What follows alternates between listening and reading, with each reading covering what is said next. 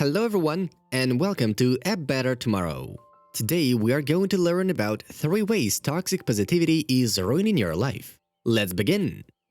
Toxic positivity is a trend that's sneaking up on many who are overly invested in the self-help culture.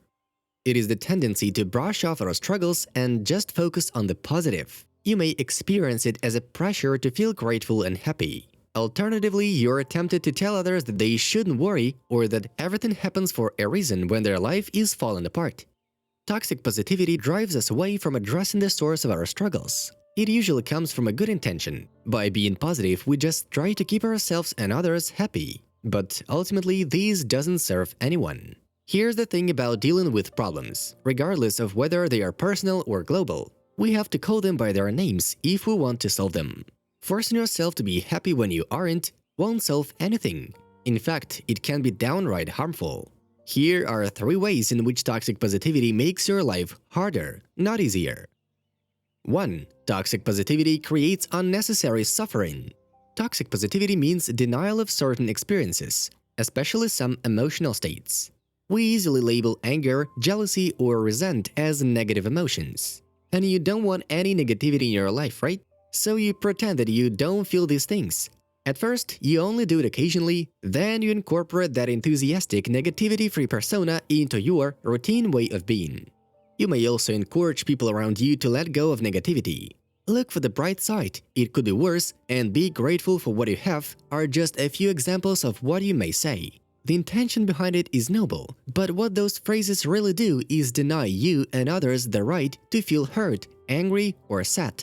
No matter how difficult your experience, if you push it away, you usually just make it harder. Suffering is born from resisting what happens to us. So don't resist your grief, anger, or fear. Giving yourself permission to feel what you feel will bring more relief than faking a smile. 2. Toxic positivity disrupts your relationships with yourself. There is only one person you need to spend the rest of your time with – you.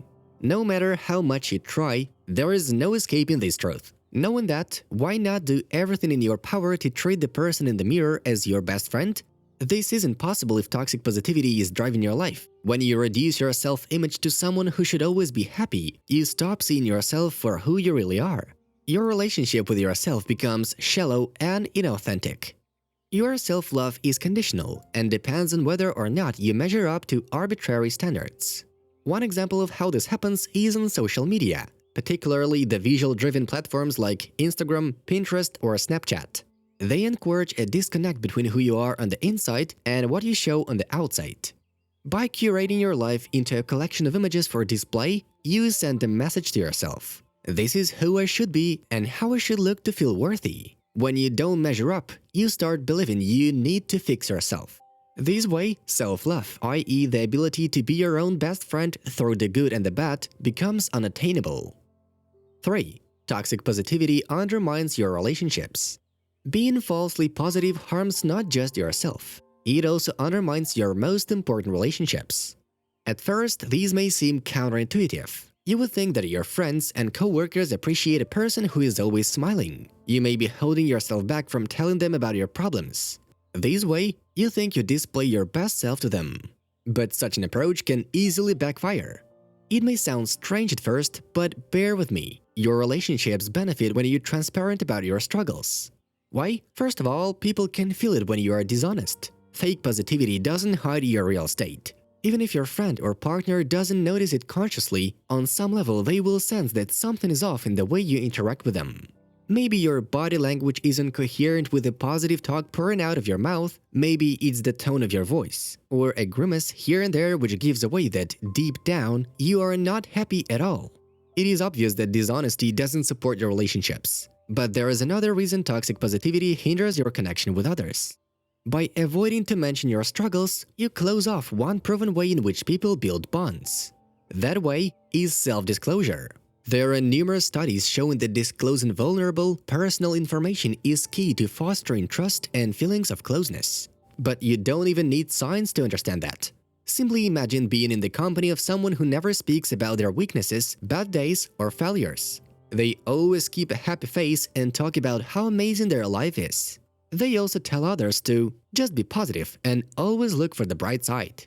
Now, Think about this. How comfortable would it be to open up in front of that person? My guess is not very.